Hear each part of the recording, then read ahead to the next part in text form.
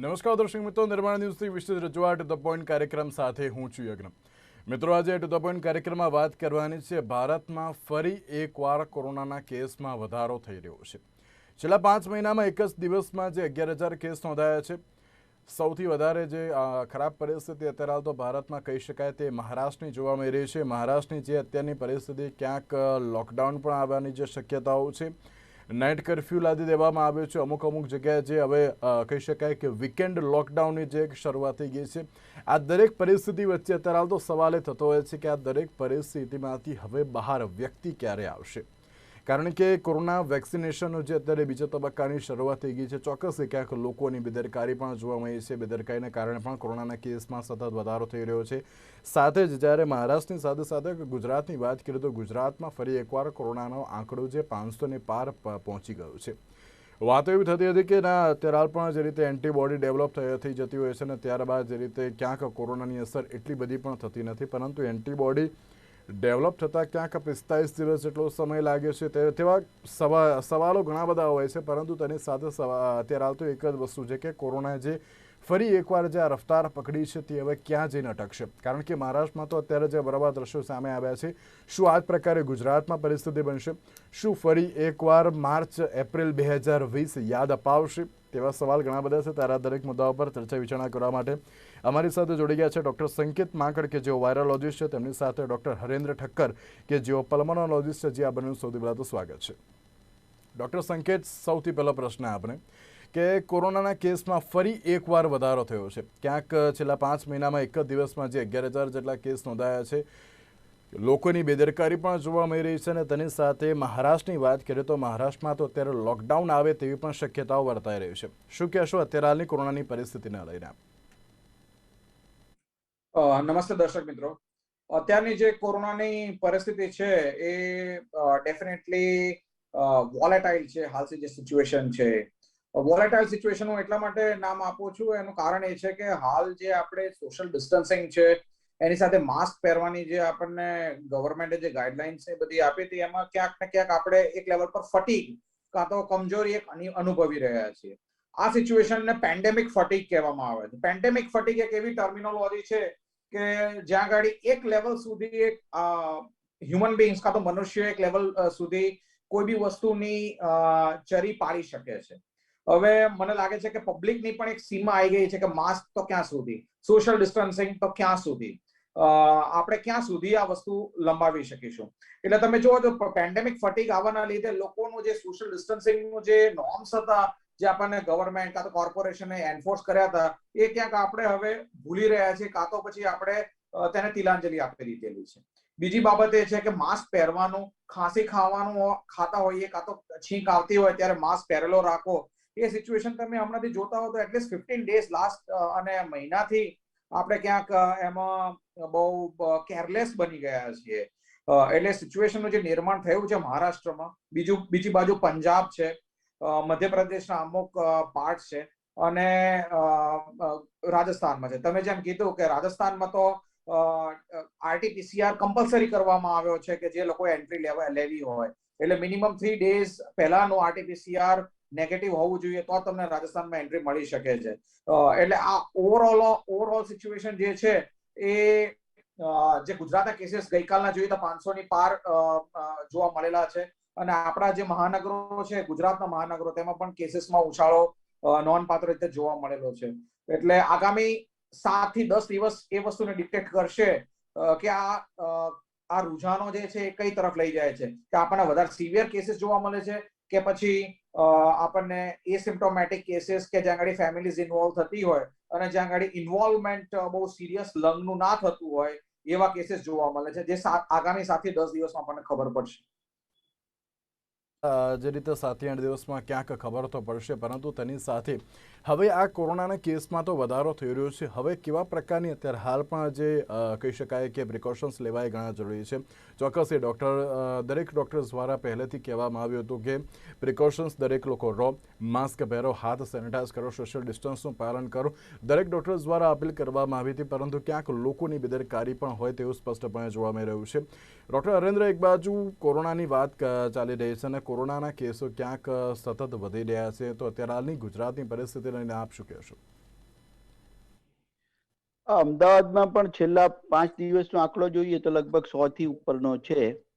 પણ જેમ સંકેતભાઈએ કીધું એમ આ વખતે જે છેલ્લા 15 દિવસમાં નવા કેસ ડિટેક્ટ થયા છે એમાં આખા ફેમિલી ઇન્વોલ્વ થયા છે. છેલ્લા 4 દિવસમાં મેં લગભગ 8 થી 10 ફેમિલીને સ્ક્રીનિંગ કરીને એ લોકોને હોમ ટ્રીટમેન્ટ જ આપણે સલાહ આપી છે.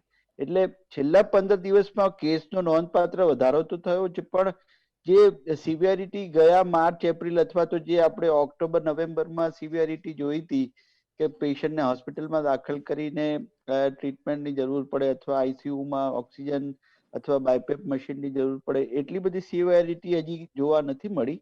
પણ હજી જો આ કેસીસમાં વધારો થાય અને લોકો બેદરકાર રહે અથવા તો જેમ પહેલા થયું હતું તેમ લોકો ઘરે રહીને ટ્રીટમેન્ટ લે અથવા તો સિમ્ટમ્સને ગણકારે નહીં, તો પછી કદાચ ફરીથી એવો તબક્કો આવે કે સિવિયરિટી વધે અને હોસ્પિટલના એડમિશન્સ વધવા માંડે, એવી શક્યતા ખરી. બિલકુલ ક્યાંક સિવિયરિટી વધે તેવી પણ શક્યતાઓ વર્તાઈ રહી છે. એન્ટીબોડીની વાત કરીએ, એન્ટીબોડી બનતા ક્યાંક હજુ પણ 45 દિવસ જેટલો સમય લાગી શકે છે તેવી પણ વાતો સામે આવી રહી છે. ડૉક્ટર સંકેત, આપ કઈ રીતે જોઈ રહ્યા છો આને? કારણ કે કોરોના વેક્સિનેશનનો બીજો તબક્કોની જે શરૂઆત તો થઈ ગઈ છે, ક્યાંક સામાન્ય માણસોને અત્યારે હાલ તો વેક્સિન આપવામાં આવી રહી છે જે કોમોર્બિડ હોય અથવા તો જે 50 કે 60 વર્ષથી ઉપરની વયના હોય તેમને વેક્સિન તો આપવામાં આવી રહી છે, પરંતુ તેની સાથે એન્ટીબોડી ડેવલપ થતા 45 દિવસ જેટલો સમય લાગતો હોય છે. શું કહેશો આપ? એક બાબત છે જે દરેક નાગરિકે હંમેશા ધ્યાનમાં રાખવી જોઈએ કે ઇમ્યુન રિસ્પોન્સ એક વેક્સિન લીધા પછી એટલે રોગ પ્રતિકારક શક્તિની ડેવલપમેન્ટ એ દરેક ઇન્ડિવિજ્યુઅલ કાં તો દરેક વ્યક્તિમાં સરખી નથી હોતી. એટલે એક તમે ABCD 4 વ્યક્તિ લો અને એમને વેક્સિન આપો તો એમાં વેક્સિન સ્પેસિફિક એન્ટીબોડીનું જે જનરેશન છે, જે વેક્સિન સ્પેસિફિક એન્ટીબોડી બનવાની જે પ્રક્રિયા છે એ સરખી નથી હોતી. એટલે એ માનવું કે મેં વેક્સિન લઈ લીધી છે અને મારી એન્ટીબોડી ડેવલપ થઈ ગઈ છે અને હું સંપૂર્ણપણે ઇમ્યુન છું એટલે મારે માસ્કની જરૂર નથી, મારે સોશિયલ ડિસ્ટન્સિંગની જરૂર નથી, મારે સેનિટાઈઝરની જરૂર નથી. SMS કે સોશિયલ ડિસ્ટન્સિંગ, માસ્ક અને સેનિટાઈઝર, SMS એટલે મારે SMS ની જરૂર નથી, એ ટોટલી મિસકેલ્ક્યુલેટેડ મિસએડવેન્ચર હશે. એ ડેફિનેટલી દરેક નાગરિકે હાલ સમજી લેવાની જરૂર છે. માસ્કિંગ આજે તમે પણ જો હરેન્દ્ર સર કે હું હોસ્પિટલમાં જતા હોઈએ તો we are always there in the universal precautions, Covid specific precaution સાથે જ દરેક પેશન્ટને જોવામાં આવે છે હજી પણ. એનો મતલબ એ નથી કે અમે ડરપોક છીએ કાં તો ક્યાંક અમને એ ભય લાગી રહ્યો છે, પણ વી બિલીવ કે definitely Covid is definitely there અને આપણી મધ્ય જ છે. તમે જુઓ તો અમદાવાદ જે નર્સિંગ હોમ એસોસિએશને પણ એક નોટિફિકેશન જારી કર્યું હતું અઠવાડિયે 10 દિવસ પહેલા કે કોવિડ આપણા મધ્ય જ છે, ક્યાંય ગયો નથી અને ડેફિનેટલી આનાથી ઇન્ફેક્ટ થવાની સંભાવના આપણામાં છે જ. એટલે વેક્સિન લઈ લીધી હોય અને એવું માનવું કે હું ટોટલી ઇમ્યુન થઈ ગયો છું અને મને કોઈ ઇન્ફેક્શન થશે નહીં, એ ડેફિનેટલી એક ગલત ફહેમી છે. બીજી બાબત એ છે કે સેકન્ડ ડોઝ ઓફ વેક્સિન લીધા પછી પણ 45 ડેઝ સુધી એન્ટીબોડી જનરેશન્સ હંમેશા વેરિયેબલ રહી શકે છે. એવા ઘણા કેસીસ આવ્યા છે કે હમણાં જ એક રેસિડેન્ટ ડોક્ટર હતા કે જેમણે સેકન્ડ ડોઝ વેક્સિનો લીધો અને ત્યારબાદ પણ એમને કોવિડ ડેવલપ થયો હતો, કોરોના વાયરસ ઇન્ફેક્શન ડેવલપ થયો હતો. તો આ definitely it is not necessary. બીજી બાબત એ છે કે વેક્સિન, ધારો કે કોવિશિલ્ડ વેક્સિન લઈએ તો એની એફિકસી 70% છે. 70% ત્યારે આવે છે કે જ્યારે 2 વેક્સિન ડોઝ વચ્ચેનો ડ્યુરેશન 6 અઠવાડિયા કે 3 મહિના જેટલો રાખવામાં આવે ત્યારે આવે છે, નહીતર એની વેક્સિન એફિકસી 60% જેટલી થઈ જાય છે. એવી જ રીતે તમે હાલ ઇન્ટરિમ એનાલિસિસ જે કોવેક્સિન જે છે ભારત બાયોટેકની વેક્સિન છે, તમે એને જુઓ એનું ઇન્ટરિમ એનાલિસિસ તો એ લોકો એફિકસી એની 80 to 81% આપી છે. એનો મતલબ કે 19 to 20% might not be totally efficacious. એટલે આ વેક્સિન લઈ લેવાથી કોઈ માણસ 100% ઇમ્યુન નથી થઈ જતો. જે જાહેર જનતા છે એને એ વસ્તુ વિચારી લેવાની જરૂર છે કે આપણે વેક્સિન લઈશું તો આપણે 80% ઇમ્યુન છીએ, પણ પેલો જે 20% નો આસ્પેક્ટ છે એ આપણને SMS જ બચાવશે. સોશિયલ ડિસ્ટન્સિંગ, માસ્કિંગ અને સેનિટાઈઝર. એટલે SMS plus vaccine is equal to 95 to 100% એફિકસી. એટલે જો આપણે SMS ને ઇગ્નોર કરીશું, SMS ને આપણે જો ફોલો નહીં કરીએ તો ડેફિનેટલી જે 20% બ્રેકેટ જે છે ઇનસિક્યોરિટીનું એ ડેફિનેટલી આપણા મધ્યે રહેશે અને કોવિડ ના ઇન્ફેક્શન્સ વધી શકે છે. બિલકુલ. એક બાજુ જે રીતે એસએમએસનો ઉપયોગ કરવો એ અત્યારે ઘણું આવશ્યક બની ગયું છે. ડૉક્ટર્સ દ્વારા પહેલાં પણ અપીલ કરવામાં આવી હતી, ફરી એકવાર અપીલ કરવામાં આવી રહી છે કે એસએમએસનો ઉપયોગ કરવો અત્યારે હાલ તો ઘણો જરૂરી બની ગયું છે. સાથે અત્યારે હાલની આ જે આખી પરિસ્થિતિ જે સર્જાઈ છે, ફરી એકવાર જે કોરોનાના જે નવા કેસ જે સામે આવ્યા છે અને તેને કારણે અત્યારે પણ જે લોકોમાં જે બેદરકારી તો જોવા મળતી હોય છે, પરંતુ સ્વયં જાગૃતિ લાવવી એ પણ ઘણી જરૂરી બની ગઈ છે. તેની સાથે જે રીતે ડૉક્ટર હરેન્દ્ર, ક્યાંક જે કોરોનાના નવા સ્ટ્રેનની પણ ચર્ચા વિચારણા ચાલી રહી છે અને મહારાષ્ટ્રની વાત કરીએ તો મહારાષ્ટ્રમાં અત્યારે તો નાઇટ કર્ફ્યુ અને તેની સાથે લોકડાઉનની પણ પરિસ્થિતિ ક્યાંક આવવાની શક્યતાઓ વર્તાઈ રહી છે અને રાજસ્થાન અને મહારાષ્ટ્ર બોર્ડર ઉપર RT-PCR ટેસ્ટ ફરજિયાત છે. શું આની ઉપરથી લાગી રહ્યું છે કે ક્યાંક આમાં જો કોઈ પણ રાજ્યમાં આપણે અવર જવર કરીએ અને તેમાં પણ કોરોનાના કેસમાં RT-PCR ટેસ્ટથી ઘટાડો થાય તેમ? કારણ કે ગુજરાતમાં હજુ સુધી કોઈ આ વસ્તુ ફરજિયાત કરવામાં આવી નથી. ચોક્કસ પહેલાં ફરજિયાત કરવામાં આવી હતી કે કોઈ પણ રાજ્યમાંથી કોઈ પણ વ્યક્તિ આવે તો RT-PCR ટેસ્ટ કરવો ફરજિયાત છે. હવે આ પરિસ્થિતિ જોવા મળતી નથી, એટલે લાગી રહ્યું છે કે આ વસ્તુ પણ અત્યારે ગુજરાત સરકારે કરવી જોઈએ તેમ.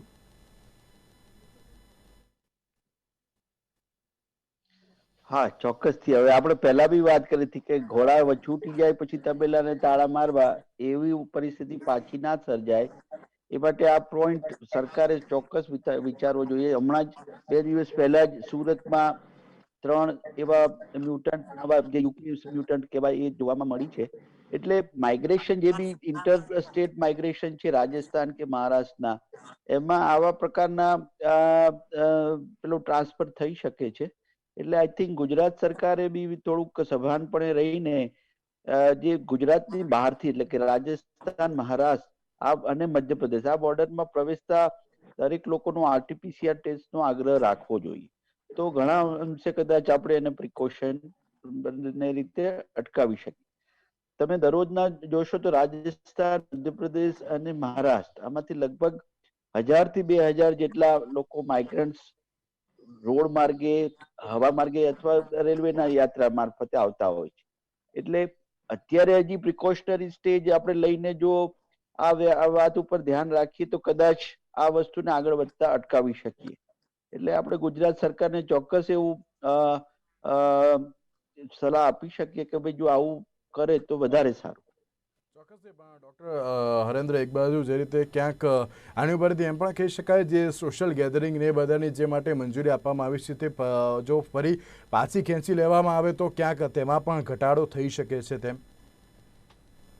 ચોક્કસ. પણ હવે જો સરકાર પોતે જ એનું પાલન ન કરતી હોય તો પછી આપણે જાહેર જનતાને કેવું અઘરું છે. કારણ કે ચૂંટણીમાં જે રીતે આપણે જોયું છે ઢોલ નગારા વાગીને જે રીતે લોકો એકત્રિત થયા છે અને જે સાહેબે કીધું એ પ્રમાણે SMS ભૂલીને જાણે મુક્તપણે વિહાર કર્યા હતા, એટલે એના કારણે આ બધી પરિસ્થિતિ સર્જાઈ હોય એવું લાગે છે. પણ ચોક્કસ હજી જો આપણે સરકાર એકદમ છૂટો દોર ન આપતા લિમિટેડ પબ્લિકનું ગેધરિંગ અને જે સોશિયલ ફંક્શન છે એમાં હજી પણ જો લિમિટેશન્સ રાખે તો વધારે સારું છે અને એ સલાહભર્યું છે. એવું નહીં કરે તો ફરીથી કદાચ કોરોનાના આંકડા વધી શકે અને ફરીથી કટોકટીની પરિસ્થિતિ સર્જાય એવું લાગે છે. ચોક્કસથી. ડૉક્ટર સંકેત, ક્યાંક આ જ પ્રશ્ન આપણે કે જે પ્રમાણેની ગુજરાતમાં પરિસ્થિતિ જોવા મળી રહી છે, હજુ એમ કહી શકાય કે એક રેડ એલર્ટ આપવાની અત્યારે હાલમાં એક શરૂઆત કોરોનાએ કરી છે કે જો હજુ પણ નહીં સમજો તો આ પણ વધુ વકરી શકે છે પરિસ્થિતિ. મહારાષ્ટ્રમાં જે પરિસ્થિતિ સામે આવી, રાજસ્થાનમાં જે પરિસ્થિતિ સામે આવી, તેની ઉપરથી ક્યાંક અત્યારે હાલ પણ ગુજરાતમાં લોકોમાં સ્વયં જાગૃતિ ન જોવા મળી હોય એવું લાગી રહ્યું છે આ ઉપરથી? હા, એટલે જેટલા કોશિયસ અને જેટલા એલર્ટ આપણે 2 મહિના પહેલા હતા, ઓક્ટોબર, નવેમ્બર, ડિસેમ્બર અને જાન્યુઆરીમાં, એટલી કદાચ હાલ એલર્ટનેસ નથી જોવા મળી રહી. નંબર 1. બીજી બાબત એ છે, મેં તમને સજેસ્ટ કર્યું એમ પેન્ડેમિક ફટીગ નામનો મેં ટર્મિનોલોજી યુઝ કરી હતી. એટલે કે મહામારીના લીધે જે માણસ ફટીગ થઈ જાય, કાં તો થાકી જાય, એ સિચ્યુએશનનું બી નિર્માણ આપણે જોઈ રહ્યા છીએ કે ભાઈ કોરોના થશે તો એ લેવલ પર એને હેન્ડલ કરી લઈશું, કાં તો દાખલ થઈ જઈશું એટ ધ મોસ્ટ. એનું કારણ એ છે કે પ્રજા પણ થાકી ગઈ છે એક લેવલ સુધી. કારણ કે see at the end of the day human beings, કાં તો મનુષ્ય એક સોશિયલ એનિમલ છે. તમે ક્યાં સુધી એમને સોશિયલ ડિસ્ટન્સિંગ રાખશો?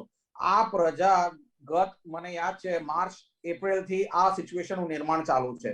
આ માર્ચ 2021 થઈ ગયો, તેમ છતાં એ સિચ્યુએશન તમે સોશિયલ ગેધરિંગ કરો, વેડિંગ્સ આવે, કલ્ચરલ ઇવેન્ટ્સ આવે કે બીજા બધા એવા સોશિયલ ગેધરિંગ્સ આવે એટલે કોવિડનું ડેફિનેટલી પ્રેવલન્સ વધી જાય છે. ક્યાં સુધી આપણે પ્રજાને અલગ રાખી શકીએ છીએ? ક્યાં સુધી સોશિયલ ડિસ્ટન્સિંગ રાખી શકીએ છીએ? See this is an unprecedented situation. આ સિચ્યુએશનનું નિર્માણ Harendra sir is a very senior પલ્મોનોલોજિસ્ટ, બરોબર છે. એમણે પણ એમના આજીવનમાં ક્યારે આ સિચ્યુએશનનું નિર્માણ જોયું નહીં હોય કે આ this is unprecedented at all levels, right? એટલે એ સિચ્યુએશન જે છે એનું નિર્માણ જે થયું છે એ it has been very very what do you call bad and worst in all its forms. એટલે આપણે આ સિચ્યુએશનને જોઈએ તો આમાંથી પ્રજાને પણ આપણે એક લેવલ પર એલર્ટ રાખવી, એના માટે બી આપણે એટલી અવેરનેસ સિચ્યુએશન હાલ ક્રિએટ કરવી પડશે કે જો ઇન કેસ કેસીસ વધતા થાય તો આપણે આ સિચ્યુએશન નિર્માણ થશે.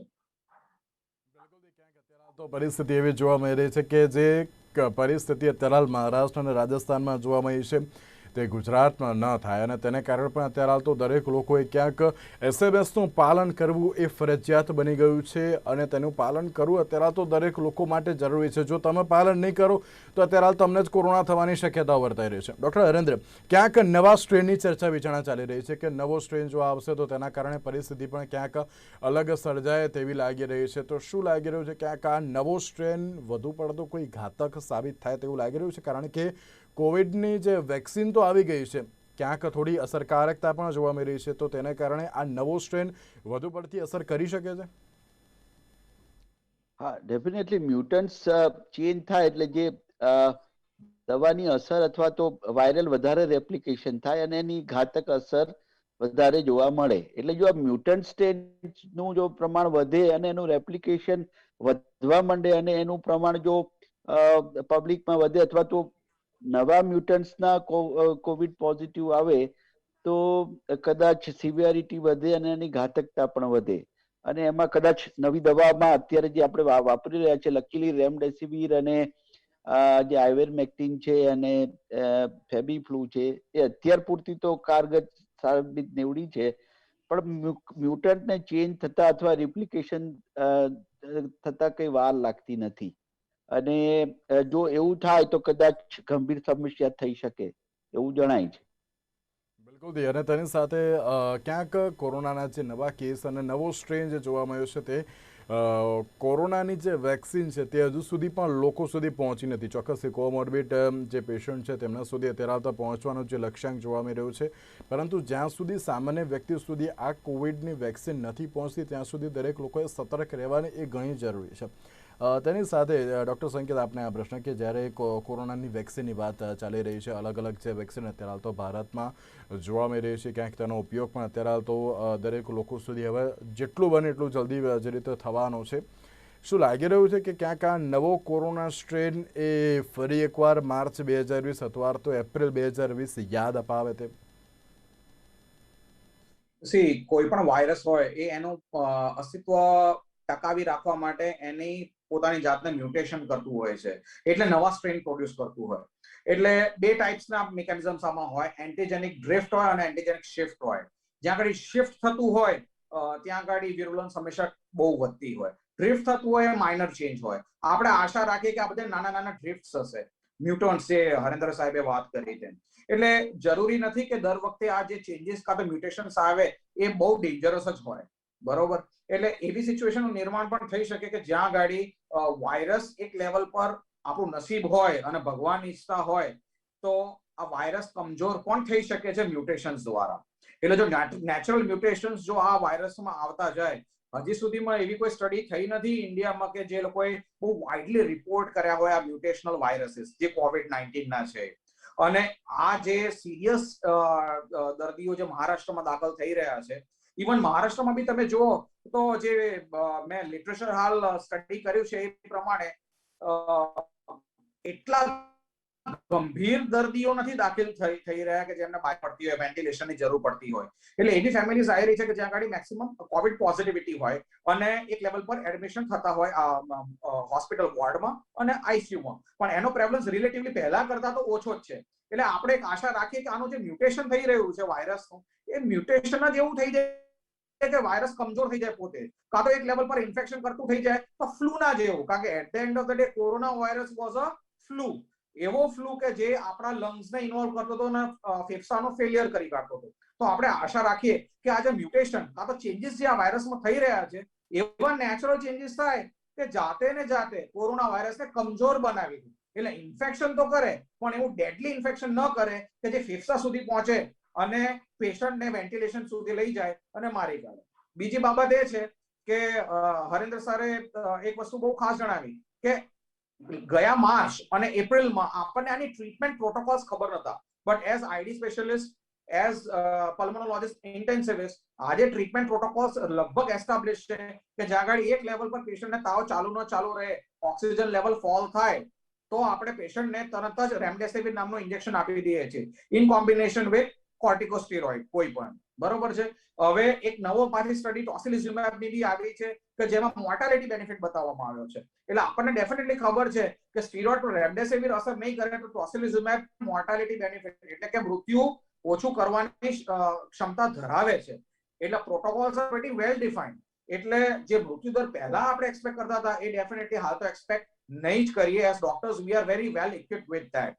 એટલે જે ઓવરઓલ સિચ્યુએશન છે આપણે એક્સપેક્ટ કરીએ કે આ મ્યુટેશન એવા આવે કે જે લેસ ઇન્ફેક્ટિવ ભલે રહે પણ પેથોજેનિક એટલા ના રહે, એટલે કાં તો પછી આપણે ફેફસાને એટલો ડેમેજ પહોંચાડે નહીં. બિલકુલ દી, ક્યાંક અત્યારે હાલ તો આજે કોરોનાના કેસમાં જે વધારો થઈ રહ્યો છે તેની સાથે દરેક લોકોમાં સ્વયં જાગૃતિ તો જરૂરી છે. ડૉક્ટર હરેન્દ્ર, આપને છેલ્લો પ્રશ્ન અને ત્યારબાદ ડૉક્ટર સંકેતને શું અપીલ કરવા માંગશો, કારણ કે હજુ આગળ હોળીનો તહેવાર પણ આવી રહ્યો છે, દરેક લોકો ક્યાંક પાણી દે અને તેની સાથે હોળીમાં જે અલગ અલગ રંગોથી રમતા હોય છે, શું અપીલ કરવા માંગશો જાહેર જનતાને? તહેવાર હોળી અને શિવરાત્રી તો દર વર્ષે આવતા રહે છે. કોરોનાનો જે વ્યાપ છે માંડ કંટ્રોલમાં આવ્યો છે, એટલે આપણે એકદમ ઉતાવળા થઈને, જેમ સાહેબે કીધું કે ભાઈ પેન્ડેમિક ફટીગ જે અસર જણાઈ રહી છે એમાંથી બહાર નીકળીને હજી આવતા 2-3 મહિના ખૂબ સાવચેતી રાખવાની જરૂર છે, કારણ કે હજી કોમન પબ્લિક અથવા તો જે જાહેર જનતામાં બધી વેક્સિનેશન થઈ નથી અને જે રીતના કેસીસ વધી રહ્યા છે એ પ્રમાણે SMS જે સાહેબે કીધું કે ભાઈ સેનિટાઇઝેશન, માસ્ક અને સોશિયલ ડિસ્ટન્સિંગ, આ એક જ એવી અત્યાર સુધીમાં આપણે વસ્તુ જાણવા મળી છે કે જે ખૂબ અસરકારક છે અને એ સૌને નવા કોરોનાથી બચાવી શકે. એટલે જાહેર જનતાને એક જ અપીલ છે કે ભાઈ હજી એવા કોઈ મગ્ન થઈને તહેવારની ઉજવણીમાં ન લાગી પડો, સોશિયલ ડિસ્ટન્સિંગ જાળવો અને પોતાની જાતને આ કોરોનાથી થતા અટકાવો. ડૉક્ટર સંકેત, છેલ્લે આપ શું અપીલ કરશો જાહેર જનતાને? આ પ્રિવેન્ટેબલ ડિઝીઝ છે. આપણો માસ્ક એ જ આપણી વેક્સિન છે. જે લોકોને વેક્સિન હજી સુધી પ્રાપ્ત નથી થઈ, અમે તો હેલ્થ કેર પ્રોફેશનલ છીએ એટલે સિંગલ ડોઝ તો એટલીસ્ટ દરેકને મળી ચૂકેલો છે. એટલે જે એવી જનતા કે જેમને હજી વેક્સિન નથી અવેલેબલ થઈ, હાલ સિનિયર સિટીઝન્સને ઓલમોસ્ટ વેક્સિન અવેલેબલ થઈ રહી છે પ્રાઇવેટ હોસ્પિટલ્સ અને ગવર્મેન્ટ બંનેમાં, તો વેક્સિનેશન તમામે લઈ લેવું. એની સાથે SMS નો જે પ્રિન્સિપલ મેં પહેલા પણ સમજાવ્યો તેને સ્ટ્રિક્ટલી ફોલો કરવો. તહેવારોમાં ઉજવણી કરવી પણ ડેફિનેટ વસ્તુ યાદ રાખો કે જો આપણે પ્રિકોશન્સ ફોલો કરીશું તો આગામી બહુ બધી શિવરાત્રીઓ જોઈશું અને હોળી પણ મનાવી શકીશું. તો બિલકુલ એક બાજુ જે રીતે ભારતમાં ફરી એકવાર જે કોરોનાના કેસમાં જે વધારો થઈ રહ્યો છે તેની સાથે દરેક લોકોને એક જ નમ્ર અપીલ છે કે જે SMS નું પાલન કરવું એ ઘણું જરૂરી છે. SMS એટલે કે સોશિયલ ડિસ્ટન્સ, સેનિટાઈઝર અને માસ્કનો ઉપયોગ કરવો એ ઘણું જરૂરી બની ગયું છે, કારણ કે કોરોના હજુ સુધી ગયો નથી. ચોક્કસ વેક્સિન આવી ગઈ છે, કારગત પણ નીવડી છે, પરંતુ અત્યારે હાલ પણ દરેક લોકોએ સ્વયં જાગૃતિ રાખવી એ ઘણી જરૂરી છે. તેની સાથે ડૉક્ટર સંકેત અને ડૉક્ટર હરેન્દ્ર, આ બંનેનો આભાર અમારી સાથે આ ચર્ચામાં જોડાવા માટે. તો દર્શક મિત્રો, કોરોનાએ ફરી એકવાર જે રફતાર પકડી છે તેને લઈને આપણે ચર્ચા વિચારણા કરી રહ્યા હતા અને તેની સાથે કોરોનાના જે રિકવરી રેટમાં પણ અત્યારે હાલ તો ઘટાડો જોવા મળ્યો છે. તો હવે કેવા પ્રકારની પરિસ્થિતિ સર્જાશે તે તો હવે જોવાનું જોયું. તેની સાથે આજના વિશેષ કાર્યક્રમનો રજા આપશો. નમસ્કાર.